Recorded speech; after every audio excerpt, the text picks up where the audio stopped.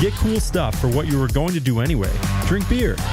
With Buy Beer, Get Gear from Labatt, you can just snap a photo of your receipt and upload it to the website to rack up points for exclusive merch. Get points for every purchase, whether you're grabbing a pint on draft, a case for a party, or a tall boy at the stadium. Any size, any product, anywhere you buy Labatt. Buy beer, get gear. Sign up now at rewards.labattusa.com. Today, broadcasting live from the campus of Syracuse University, this is Newhouse After Noon. Welcome into Newhouse After Noon on Thursday, March 26th. So glad to be with you up until 4 o'clock. I'm Milo Hoffman with Drew Alba. Pleasure to be with you, Drew. A happy opening day to all who celebrate. One of the best days of the year, in my opinion, if you're looking at it from a sports perspective. I mean, it's just so much hope. Yeah. There's so much elation, excitement. You know, if your team, perennially is not good, you have something to root for today. Everyone's undefeated except for the Yankees who played last night. Or the Yankees are undefeated. I was about to say. The Giants who played last night and lost to the Yankees.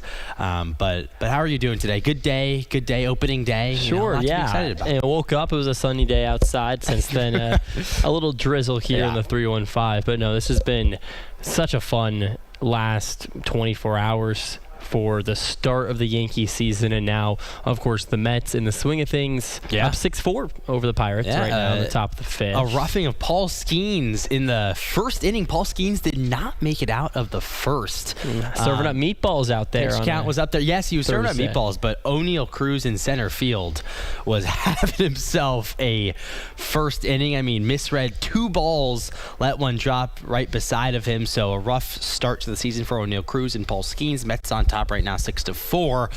But the talk around the town here has been, focused on Syracuse men's basketball and all that's been happening in the offseason. And there's nowhere else to go other than talking about Jerry McNamara right now. The new head coach of Syracuse has been officially confirmed, and it's an exciting time to be a Syracuse basketball fan. Jerry McNamara. Right. Oh, the Jerry McNamara. That's not mine. Okay. You're not gonna I think Syracuse's official release had that.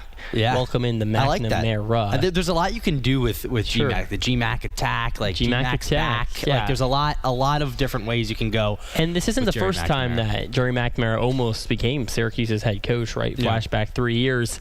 He was right there in contention with head coach Adrian Autry, or ex-head coach Adrian Autry, to get that job, to precede, of course, Jim Boeheim. But now McNamara got his little bit of coaching experience as a head coach at Siena, proved he could do it, almost beat Duke in that first round, and all of a sudden, what looked like a good hire 3 years ago now looks even more rock solid because you have some of that experience that McNamara brings. Right, and that is the difference. That is everything. If Syracuse would have hired Jerry McNamara like they did Adrian Autry, without the experience, it's huge that he went to March Madness and he kept it close, like you said, against probably the best team coming into the tournament. I mean, that is the difference between, Adrian Autry, who was hired a couple of years ago without any coaching experience, and now Jerry McNamara. And that's why my hope for this new era for Syracuse is high. The McNamara, my hope for it is in a good spot. And of course, there's so many unknowns. He coached Siena, but now coaching Syracuse, it's different. Like, sure. I know Siena made March Madness. I know they played one of the best teams in the country. But you're coaching Syracuse men's basketball, one of the most prestigious programs in the nation, and they're trying to get back to that title. There's a lot of pressure on GMAC, a whole lot of pressure, especially with his history. And there's pressure right away. It's no longer this rebuild phase and let's get some freshmen, and kind of what Syracuse men's lacrosse did, if you want to cross-reference sports. SU not good at all, and then you bring in that star-studded 23 class. And over the last 4 years, you've seen the team develop with that class. And now this team is, a top 5 team in the country. And those seniors are a big reason why. But in men's basketball, where the NIL is such a big factor, maybe it's not so as much in lacrosse. Not saying there's not NIL there. Yeah. But it almost feels like every year is a new slate for not just Syracuse, but for pretty much every team in the entire country. Part of me doesn't like that. Like, part of me kind of in this case, it helps out McNamara and the Orange that Syracuse can rebuild not in 2 or 3 years. Syracuse can be good next year.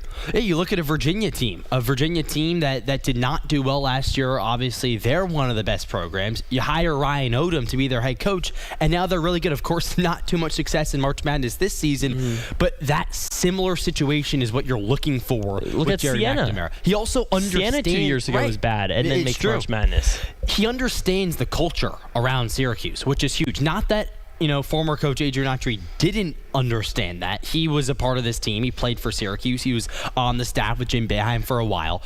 But Jerry McNamara, it's a little bit different. It's a little bit different with GMAC. And he is, you talk to the alumni, you talk to people who used to go here. I mean, just an all-time favorite. Mm-hmm. And now it's about him transitioning that, the fandom and the love for him and making sure it stays.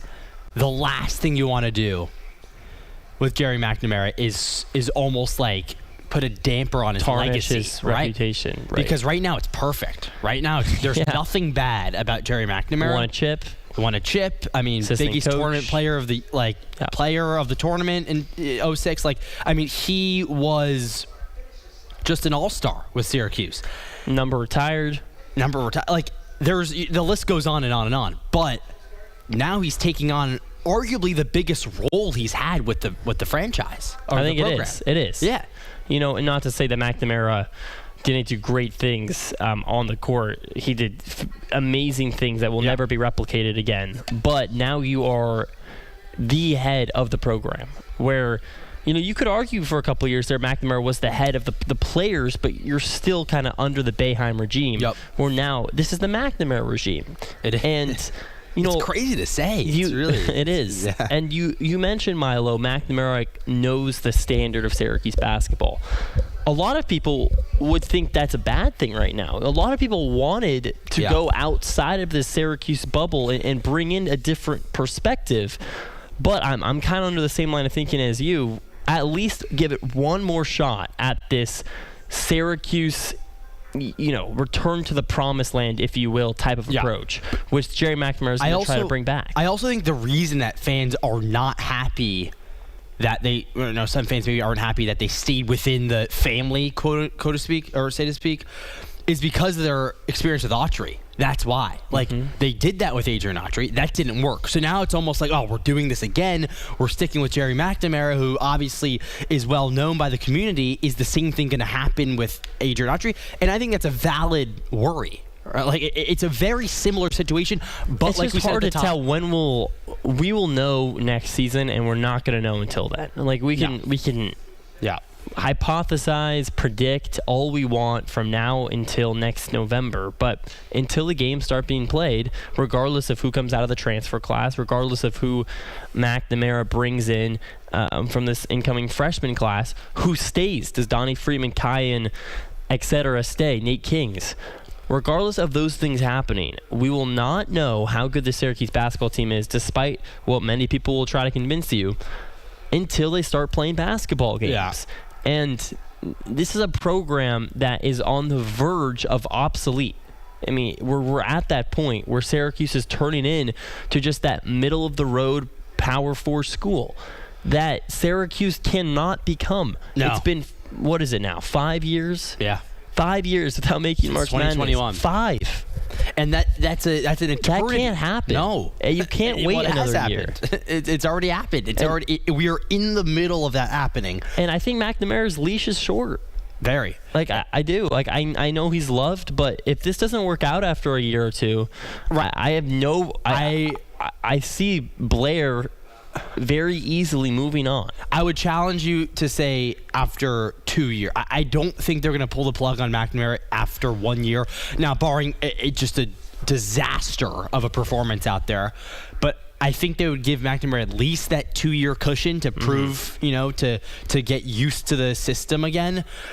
But yeah, no, this is a pivotal year in the history and the reputation of Syracuse men's basketball. Another key thing that's going to come with GMAC being the new head coach, and you kind of touched on it, is the players that he's going to bring, from past experience. Gavin Doty, one of the best players on Siena, all MAC, he entered the transfer portal a couple of days ago. There is a valid assumption to make that he may land up at Syracuse. Like, obviously nothing's confirmed yet, but he stated that he wants to, play in college under Jerry McNamara. Now Jerry is here at Syracuse. You can do the math. So you can do the math. So it's like Jerry, he had such a great time at Siena. He's coming over to Syracuse. It's not just him that's going to come over. Obviously, you could expect coaching staff to come over to Syracuse and make an impact here as well. So it's a whole team that he's bringing over. He's a player's coach through and through. We've heard that from former players like, Tyus Battle, who's on the show, and like players have talked about what they think about Jerry McNamara, and I think there is sort of an outline of what to expect when it comes to the relationships that he's going to bring here at Syracuse. For sure. And only time will tell. It's true. I mean, only time will tell, really. And it's a cliche, but it's now or never kind of approach for this program as a whole, and I would rather no one else but Jerry McNamara to lead this program right now. There's a couple of questions to that I think I want to bring up. Now, obviously, Kyan Anthony didn't have the greatest freshman year with Syracuse. Got off to sort of like a quick start. Everyone was like, Kyan Anthony should start. Over JJ.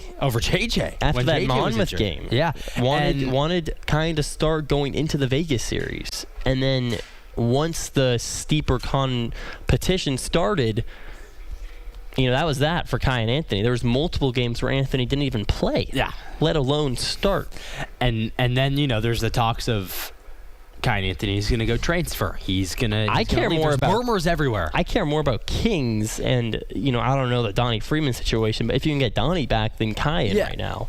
Yes, I know. The reason I'm talking about Kyan though is because of the connection with Carmelo, and now Carmelo with connection Jerry with Jerry McNamara. Right. I mean, that is the connection. Melo and Jerry McNamara were two of the faces on that 03 team. This very much helps Kyan's odds of staying at Syracuse rather than hurts. There's no way it doesn't, because Carmelo, as he's already said since the hiring of Jerry McNamara that he likes what Jerry McNamara is going to do with this program, and he also thinks that he's going to have a good relationship with Kyan and get to know him and possibly train him in the offseason and stuff like that. So that's been said from Carmelo Anthony. Obviously, he's close to the situation. And it's weird because, we're talking about Kyan, and I'm seeing all these things about Kyan Anthony staying. The only reason that's happening is because he's Carmelo Anthony's son. Kyan Anthony was not much freshman year. Is it even valid to be having these overarching, conversations about Kyan? If Kyan stays, what can we expect of Kyan Anthony? It's a good question. Bring much to the table. Right. And you'd rather have him than not have him. Yeah. And there's other things that Kyan brings, like Carmelo, which is, a pro in its own right. He was just a freshman last year, so still plenty of time to work on him developing as a player. But as far as making an impact on the court in big games against high competition, I think it's a very good argument to make that Kyan Anthony should not be the focus of Syracuse basketball fans right now. No. The transfer portal. Yeah, the focus should be the portal.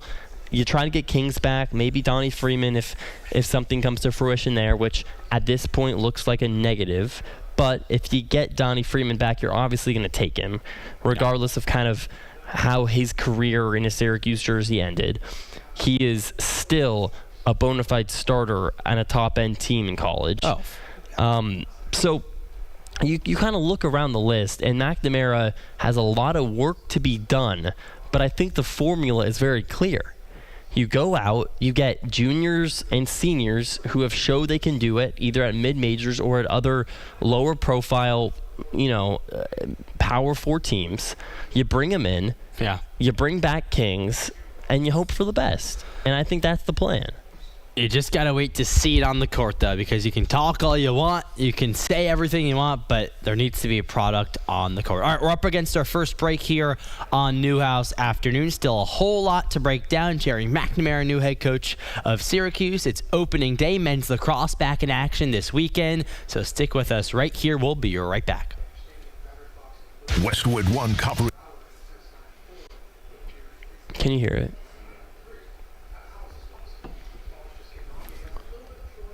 I heard the... Oh, perfect. AM. Perfect. Perfect. I wonder why I can't hear. I can hear. You can? Yeah. Okay. Joel Embiid tweeted, O'Neal Cruz, get ready to learn DH, buddy. Are you serious? Yeah, literally word for word.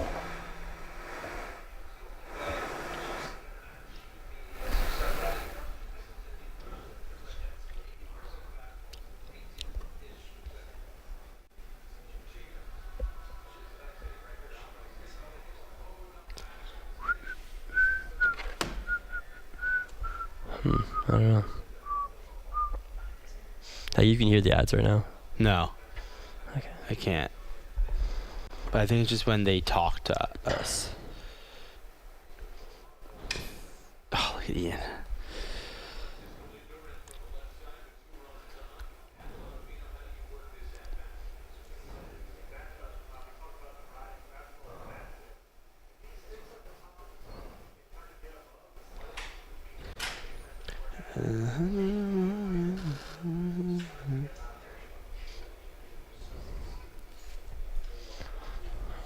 Okay.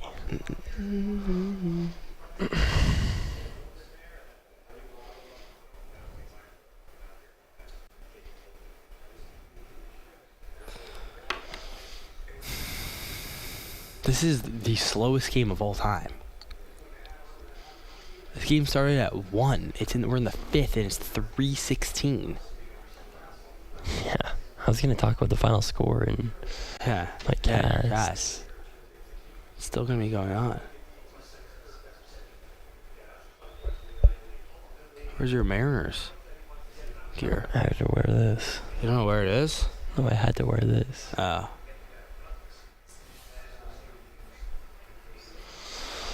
Oh, dude. Oh, God. You're good. Here you go. How much of the cast do you have written? Oh, all you need to do is really write 1. Yeah.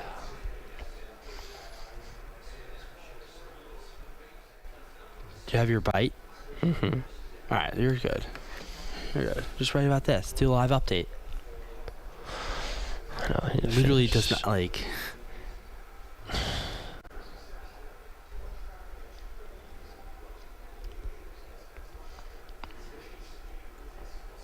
Juan Soto. This is a dangerous situation. Bases like there's no one else I'd rather have up in this situation than Juan Soto. Yeah, I think you say that about every situation. No, but like this situation specifically. You like secretly love Juan Soto. Oh yeah, I probably do. I miss him so much.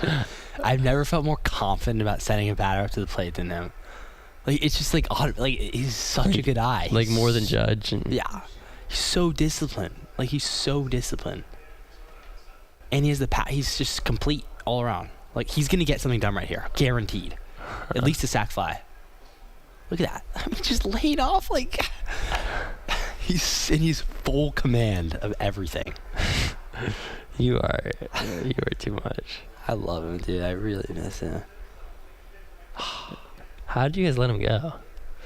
He chose the Mets over it because his family and like the whole. I don't know. Just like watch.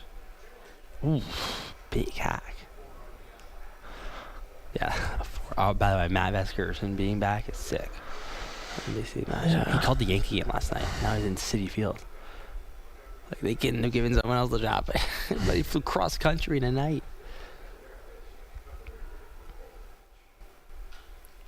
See, it's just automatic. It's literally automatic. Like it's impossible to get him out in that situation.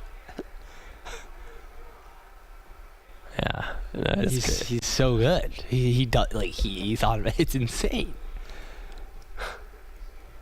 He always proves you right too. Yeah, I've had this conversation like probably 10 times with you. ESPN 97.7 and 100.1. Watch live on QSportsTalk.com. Tomorrow's broadcasting stars today. Broadcasting live from the campus of Syracuse University. This is Newhouse After Noon.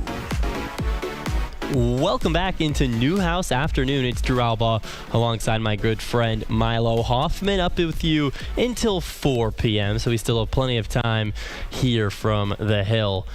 Milo, we're watching the game right now. The Mets on top 7-4 over the Pirates. We just finished talking about Jerry McNamara and, of course, the SU Hoops team. But, hey, SU Hoops is come and gone, at least for right now. Baseball season ramping up. The Yankees got it done yesterday. Domination, 7-0 in a big victory. Didn't even give up a run against the Giants. And now the Mets with the same run total as the Yankees last night, but only in the bottom of the fifth. Sure, this is a 7-4 Mets on top of the Pirates. Slowest moving game. I mean, you can expect that for opening day. It started at 1? But this started around 1, and we're in the 5th inning, and it's 3:20. I mean, this game is on pace to finish around 5:30. I mean, my goodness. Making as much progress as a snail on a treadmill, I'll tell you. Yeah. It's the Mets got the bases juiced right now. So a chance to really blow things open on top by 3. And how about it? It's Bichette, in his with his new team in a big spot. This Mets team right now, really after last season, there's a lot of expectation. I mean, you got a lot of high-profile names back after missing the playoffs last year. Of course, Crosstown Yankees got the job done, as far as making the World Series a couple years ago. Then you get bounced a little earlier than you would like, but at least you're making the playoffs. So some expectations for the Mets. Yeah, I mean, there always is, right? There's always going to be expectations to the Mets, especially with their payroll.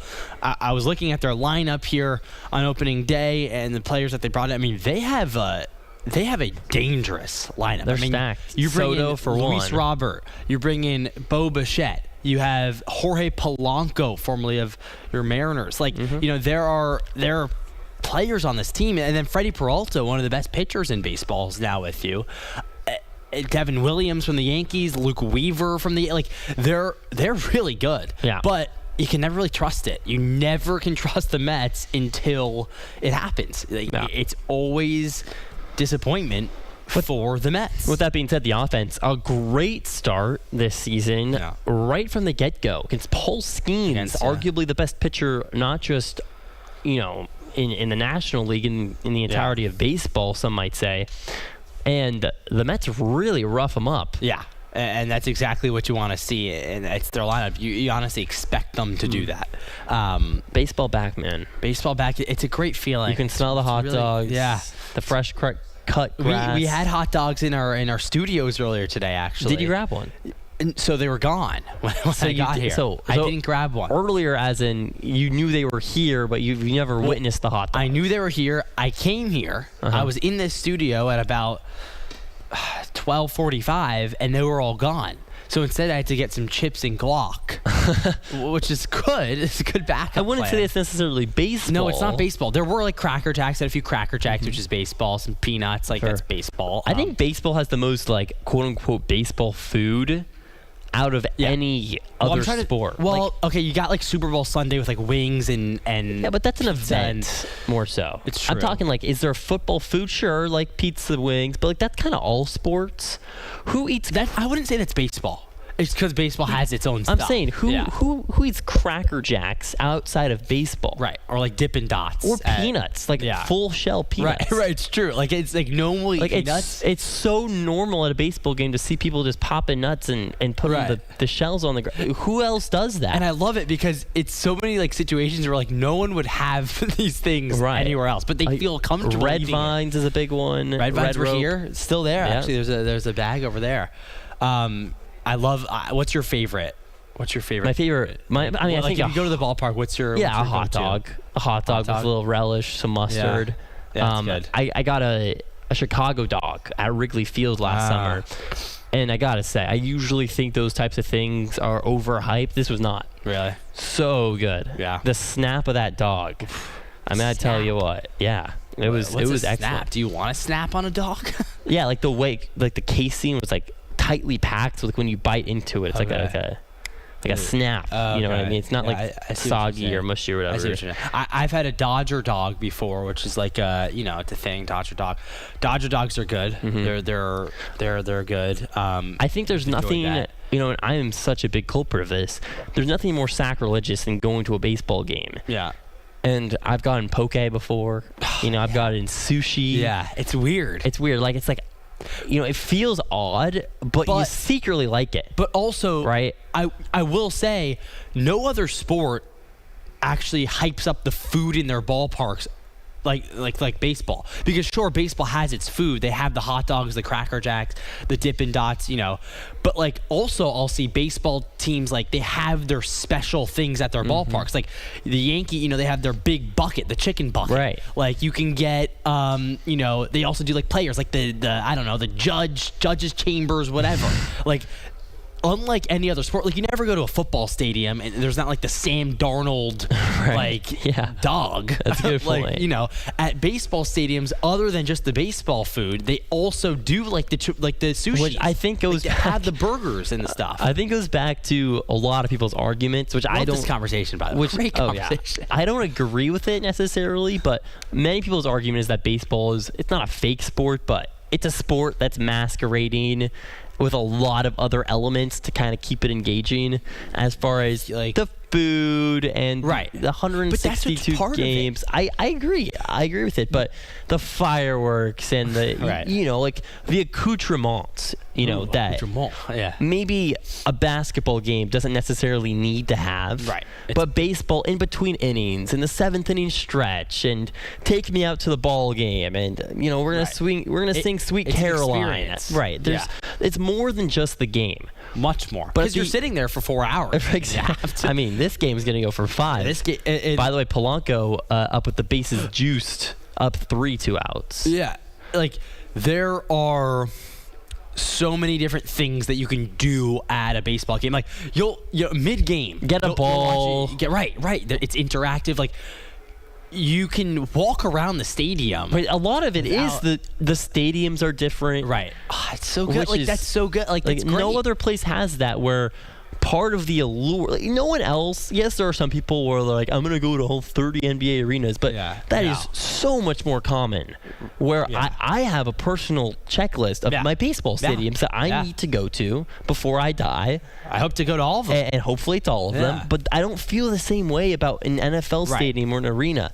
We're like, sure, right? If I make it to NRG Stadium at some point in my life, like, awesome. Yeah. But it's not the same as, I want to go to Minute Maid Park. And those are the same city. I want to go to St. Louis. St. Louis is really who I want to check off. Like, yeah, I agree. Baseball it's just got this, it's different aspect to it. And it's kind of a shame that a lot of people don't appreciate it for what it is. Like, a lot of people don't. Baseball, you got to know the nose to fully grasp baseball. Also, I think it's another thing is that most baseball fans were brought up in enjoying baseball, right? Like, they were brought up. It took you a little bit longer, no? It did take me a little bit longer, but I always I have pictures of me going to games it's like it's like you have to. By the way, as Milo said that, he showed me his screensaver of his phone today.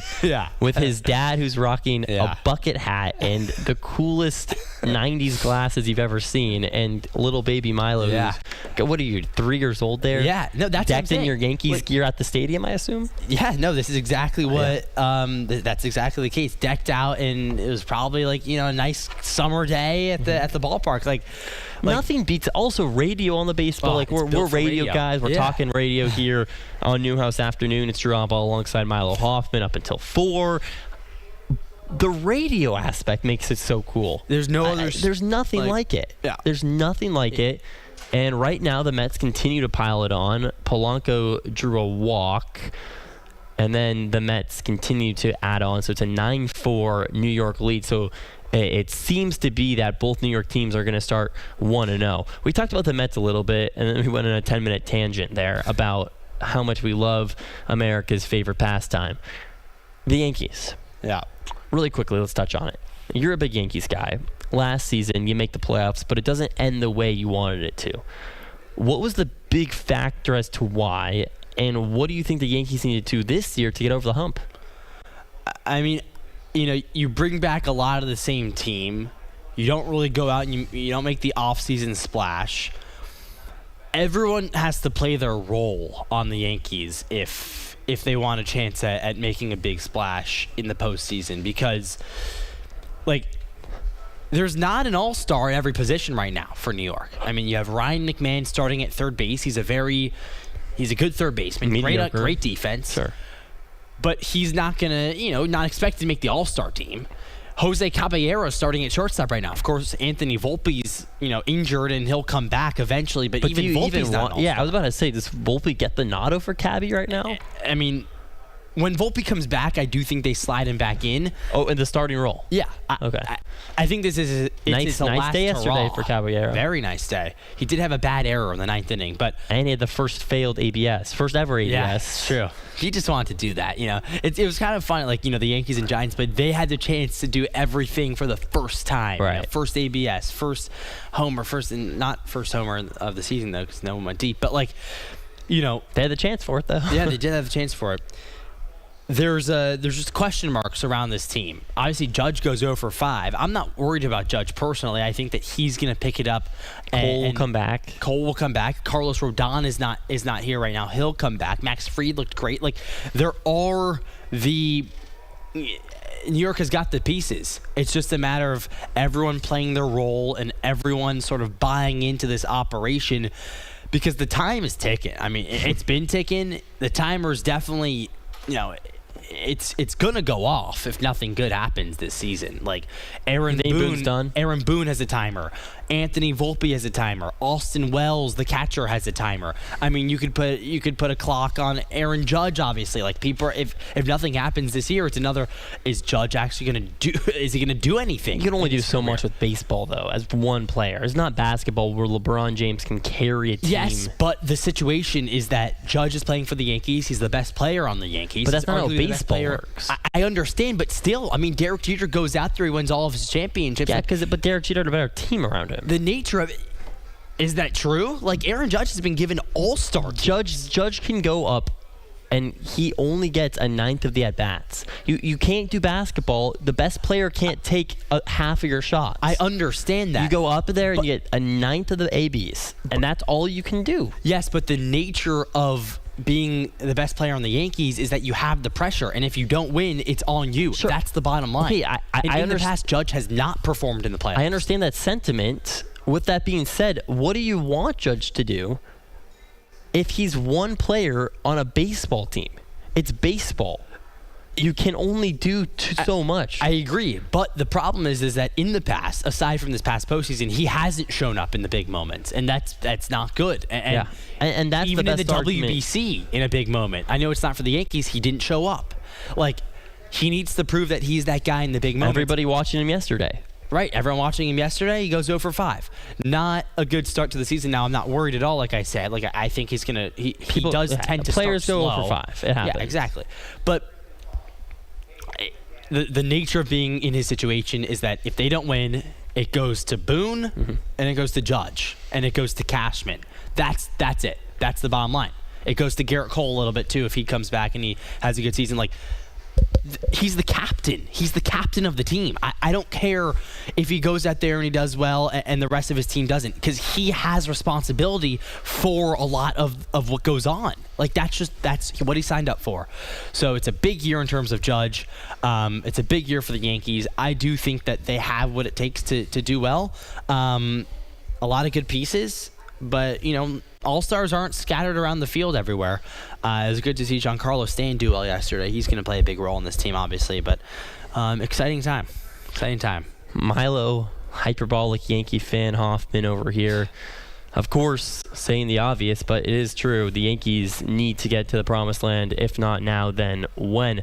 Marathon of a fifth inning finally ended between the Mets and the Pirates, so we will finally step aside. That scoreline is 9-4. It's Newhouse After Noon. Drew Alba alongside Milo Hoffman. We'll be back in a few. This is Orange.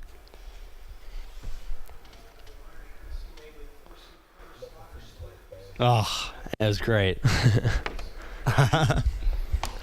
I got my computer. It's probably charged now. It's so nice. We were. It's there's nothing better. Don't worry. I love it. Huge Yankee fan, yeah. Yep. Yeah, it's true. I mean, I don't love Philly, but there's nothing personal. Better places. Nothing. I mean, I guess we're the ones that beat you in the World Series, so. It was. Practically, you're right. 05. I think he's just, more relaxed. Yeah. Unk over there. More relaxed and watching the ball more. I think when Jimmy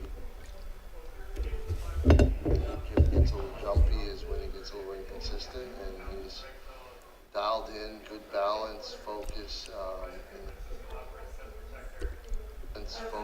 and he's got his hands ready to make some big saves.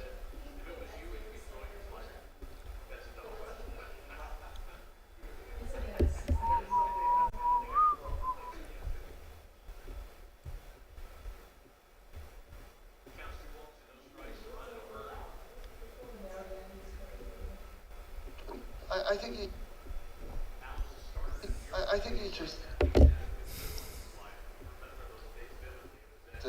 he's dialed in, good balance, makes some quick saves.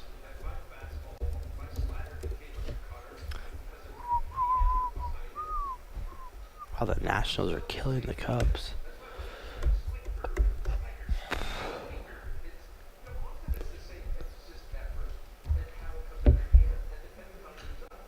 Swung on and fouled down the left field line, out of play. 3-2 on Ryan O'Hearn. We're in the top of the 6th. 1 out. Myers the pitcher for the Mets. 9 for New York.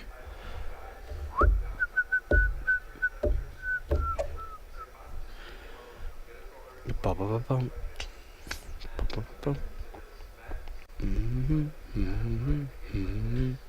Swung on, high fly ball deep to left field. Soto back at the track, looks up. That ball's out of here.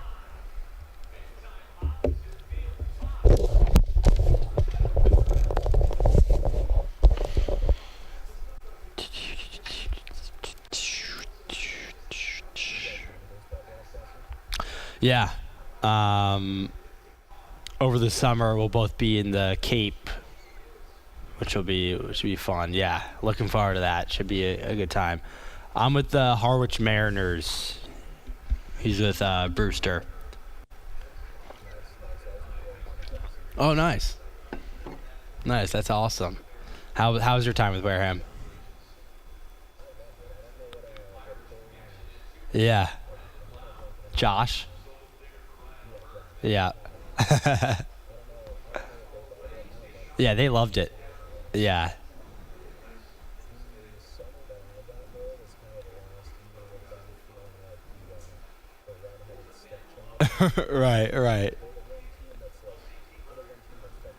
Right. Yep.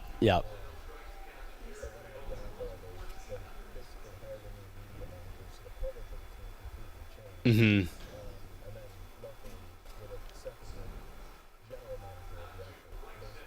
Yep. Wait, so what year was that? What year were you with them? Was it? Sorry, before. Okay, so you missed out on Cam. Watch your favorite ESPN Syracuse sports talk shows on QSportsTalk.com. Tomorrow's broadcasting stars today. Broadcasting live from the campus of Syracuse University. This is Newhouse After Noon. Back here on Newhouse After Noon with Geralba. I'm Milo Hoffman. It's 3:38 on Thursday, March 26th. We've got you up until 4 o'clock talking Jerry McNamara. We're talking opening day. The Mets on top of the Pirates right now, 9-5 in the 6th. So both New York teams trying to start strong in 2026.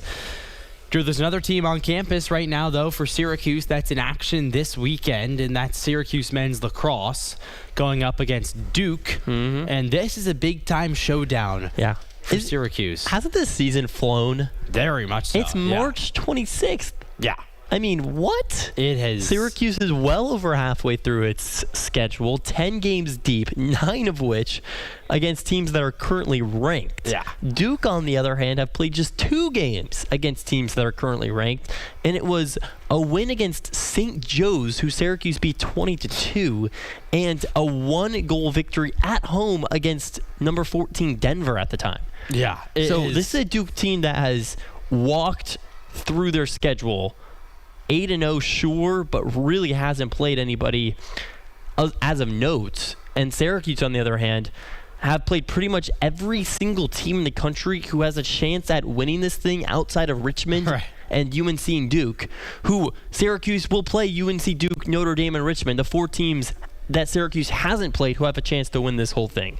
So this is an Orange team that is battle-tested, already has some scars on the season, which I think helps you down the line. Yeah. You know, a loss to Harvard, sure, in the moment it stinked, but now Syracuse knows what it feels like to lose a close game against a quality opponent on the road in a cold environment over in Cambridge, and now Syracuse has a chance to take down Duke and really keep this momentum going after winning 5 straight games, 4 on the road, and of course the big one against number 13 Georgetown last time out.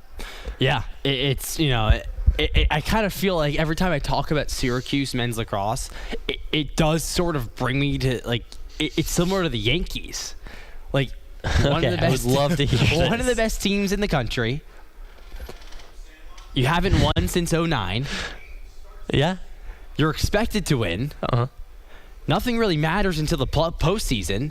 There's a lot of similarities. And it's kind of like a this is it type of right, thing. And this is it. I mean, right. So, I mean, you say I'd love to see where this goes, but you ended up finishing my sentence. So there you go. No, I'm with you. I bought in, man. Yeah, good. I've bought the Milo stock on his take. So yeah, I mean, this team has really. It's been an interesting season. Like, Syracuse now back to where they want to be, but like really struggled there against Princeton, you know, against Harvard.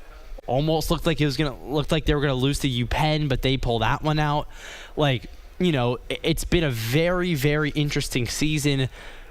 Good now that they're on this streak and that they're going into these big ACC games with confidence, but there are a lot of questions that are up in the air, and that comes with every team.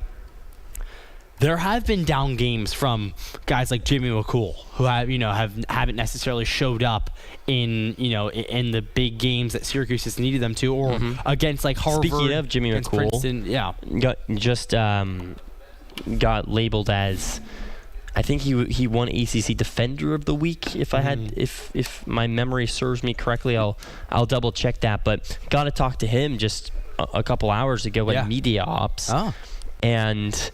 You know, he is so down to earth, cool-headed, some might say. Yeah. He is such a great guy with lots of good insight, and 17 saves against Georgetown. That ties the season high after a couple of games against Denver and Air Force in Colorado, where he has a save percentage below 50%. And he really turned it around. And I love when I ask him, you know, what's going through your head when you're about to make a save? Or what's going through your head when the ball's in the attacking third and you have 10, 15 minutes of just sitting there? Did you ask him that today? I did. Yeah. And he said nothing. Oh. He said nothing goes through my head. I'm trying to stay present. I don't try to get into my head in a sport that is trying to make you kind of eat at yourself. A goalie is such a mental sport. He tries to think about nothing. Yeah. And I think it's such a good point. And Jimmy McCool has been awesome for Syracuse this season, especially last week against Georgetown.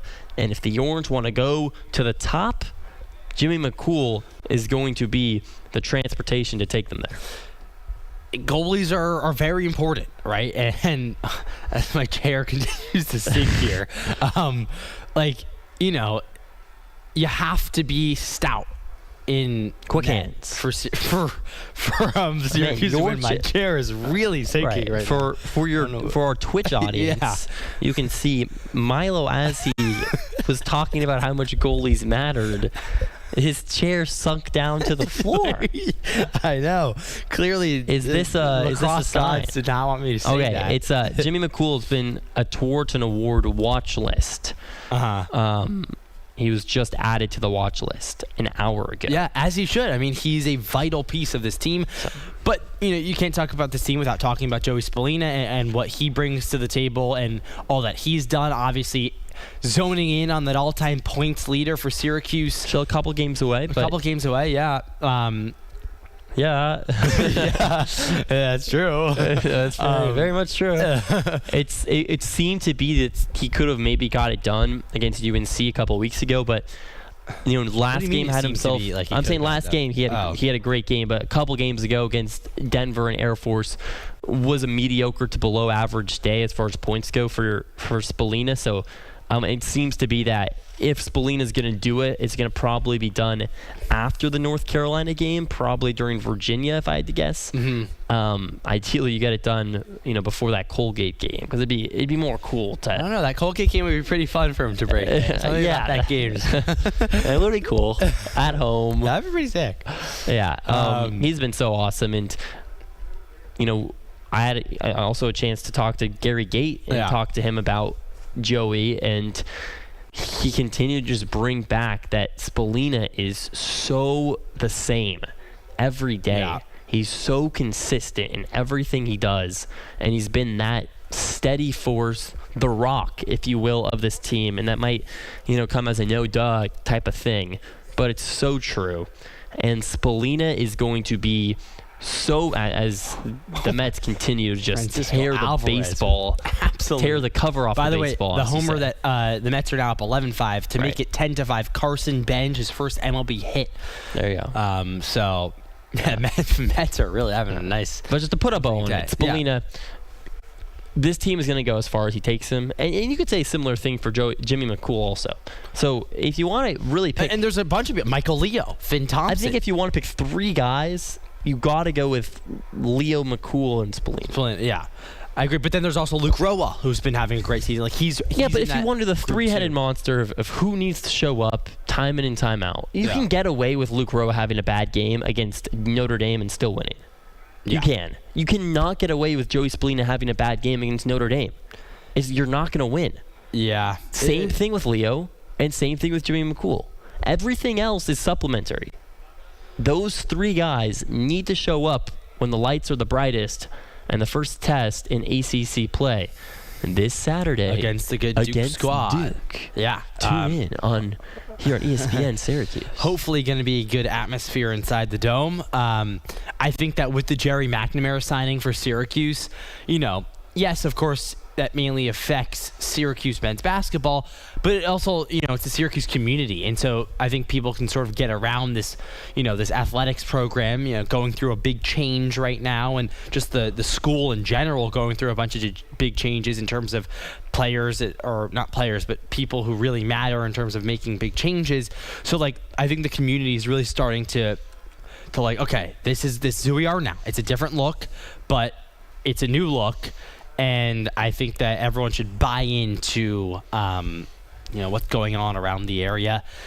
Syracuse men's lacrosse with a big opportunity to take down a good Duke squad this Saturday.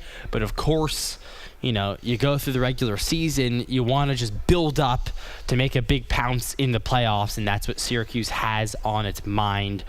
I saw Gary Gate walking around campus the other day. It was really funny. It was kind of it was odd to see him. He's a big guy. Big guy, and just kind of out of nowhere walking near the Shine Student Center. Okay. Just hey, Gary. Yeah. Well, I think I saw a video of him on Thanksgiving Day. Oh. He was doing an interview. That's what he was doing. With with someone interviewing him, I think it was Bella Galan. The name rings a bell. Okay, yeah. She was giving a nice interview to Jimmy McCool, or not Jimmy McCool, Gary Gate. Yeah. Wow, all over. I gotta wrap myself here. Yeah. Gary Gate, he makes me think, about all sorts of different things right now, other than the lacrosse game, which is what Syracuse. Right. I mean, you're just nodding your head over here. Jesus. I'm trying to work you through this right now. It's becoming a little challenging, but we got there. I think that. Like we were talking about with the people, that are in charge high up, Gary Gate, a lot of pressure on him too this season to get something done and to make a big impact, and to get to the mountaintop with Syracuse men's lacrosse. So, going to be a fun game against Duke this weekend, and if Syracuse wins, they stay hot, and that's what you'll want to do as we inch closer Six straight to the playoffs. Season's flying by. We're inching closer to the finale of our show here, going up until 4 o'clock. We have one more break to get through, but wrapping up shop on the other side here on Newhouse Afternoon. So you won't want to go anywhere. We'll be right back.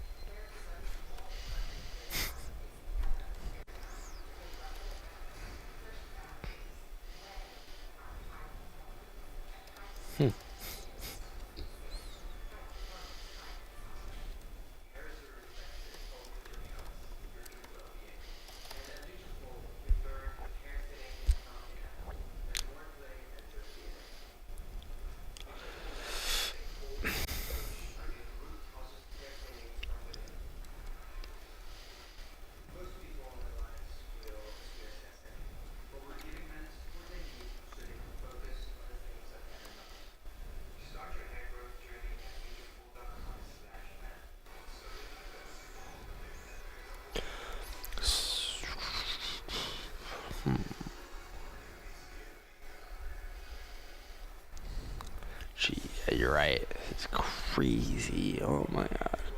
Yeah.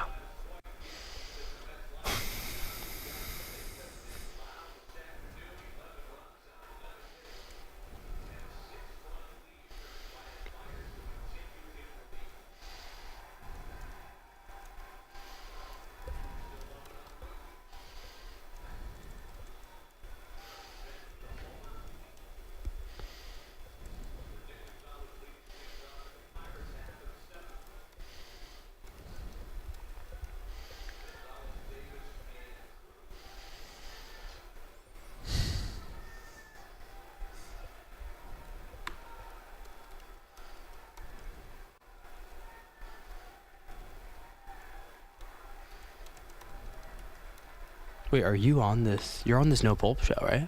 Yeah, I'm on Reese's Final. On Reese's Final. As like the host. You're the host. Like I'm not the lead host, but Yeah, I know. That's a good one to have a seat to. yeah, but I'll be under the lights. Why'd you have to do that? I want to be under the lights.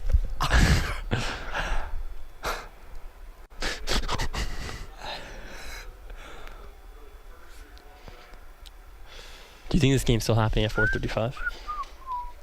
Yeah. Just ended. I gotta immediately leave. What? I gotta immediately leave. Yeah. I'm hooping. You are gonna hoop? Yeah. Push my meetings back. That'll be fun. Yeah. Swung on, chopped on the ground, scooped up by the third baseman. Bichette fires to first in time. Nice. Good. Good.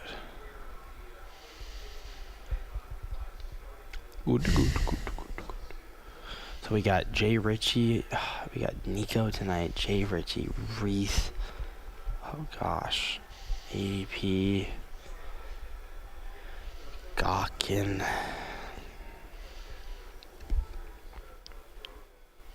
Oh my God, that is a just. Oh, I'm gonna have to miss.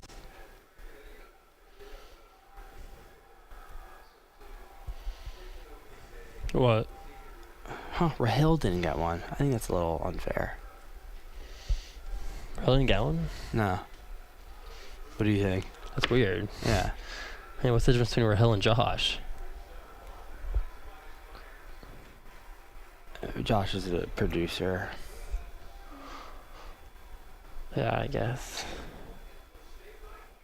Something in Rahil and Jish.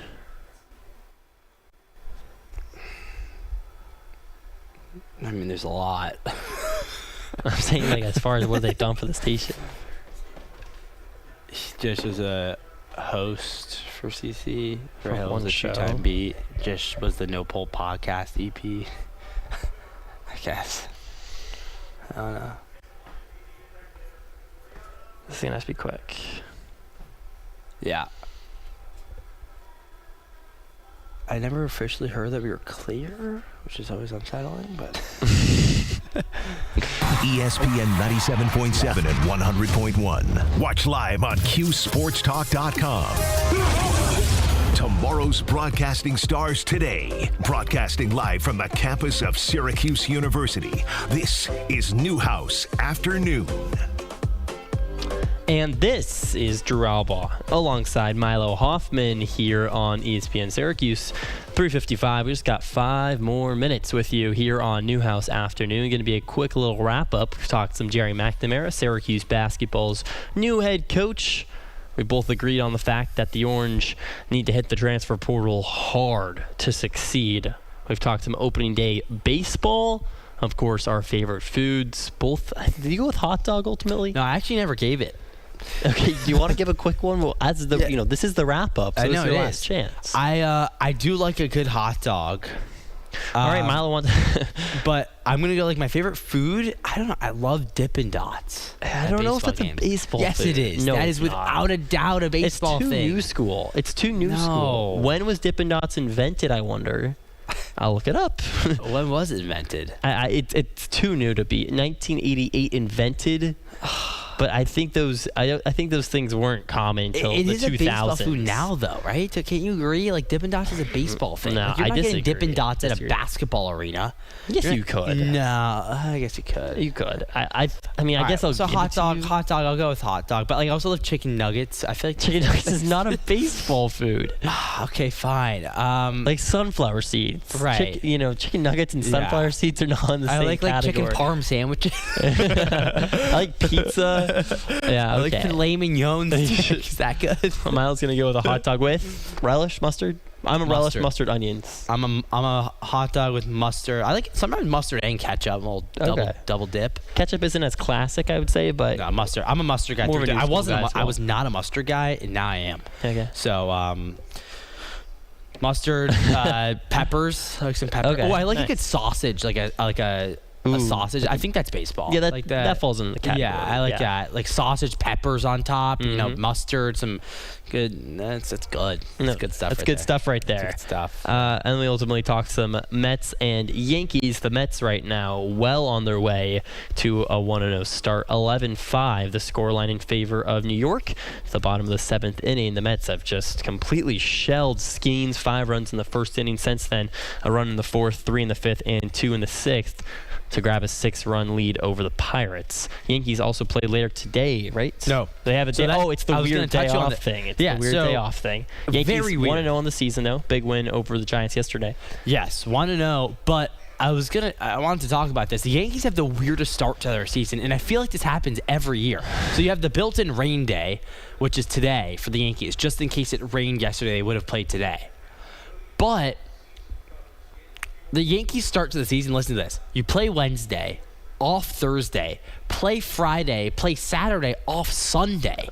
Who's off Sunday? Yeah, or Friday. Sunday is a day where every team in the MLB is supposed to play throughout the entirety of the season. Yeah. Like no games are off Sunday except for a rain delay, or a rain out. It is weird. It's so It's weird. odd. I mean, It is. You play Wednesday, Friday, Saturday, off Sunday, and then you play the Yankees with the Mariners on Monday. Really weird start to the season. Yeah. The West Coast trip, like They gotta San go all the way to Francisco, the West Seattle, back to New York. Like it's weird. Very odd. So interesting start. The scheduling's always weird. Baseball scheduling is always a little strange. Like you never But you can really look at it as a positive. Yankees guaranteed to be undefeated for at least another day. It's true. Don't gotta do anything for it. I think as a team though, you want to play. Like especially after a win, you want to get back out there and play. Yeah. So well, regardless, the Yankees are not going to play today, but the Mets are winning 11-5 over the Pirates. Both teams on their way to a 1-0 start. And then men's lacrosse. We talked about it, but Milo, a big one against number 6 Duke, the number 5 Syracuse Orange, after winning 5 straight games, a chance to win a 6th. Yep, and it's another game where you hope Syracuse just goes out there and performs and doesn't bring up more questions to the fans that want them to go all the way. Joey Spallina has been having a great season. He needs to stay consistent. It's like any little hitch, any little movement that doesn't look right for Syracuse men's lacrosse is scary. So you just want them to keep proving you're right against Duke this weekend. Plus, Syracuse women's lacrosse takes on number 24, Pittsburgh, as well. All right, that just about does it. Drew Albaugh alongside Milo Hoffman. Last words? Hopefully, Syracuse men's lacrosse continues to impress, and Jerry McNamara, new era on the hill. It's going to be an exciting one. And our era ends right here. Next Thursday, right back at it here on Newhouse After Noon. Did you miss Drive Time with Tim Leonard? Well, here's what you missed. Let's just say Brian Hodgson somehow played Duke in the first round, and they put together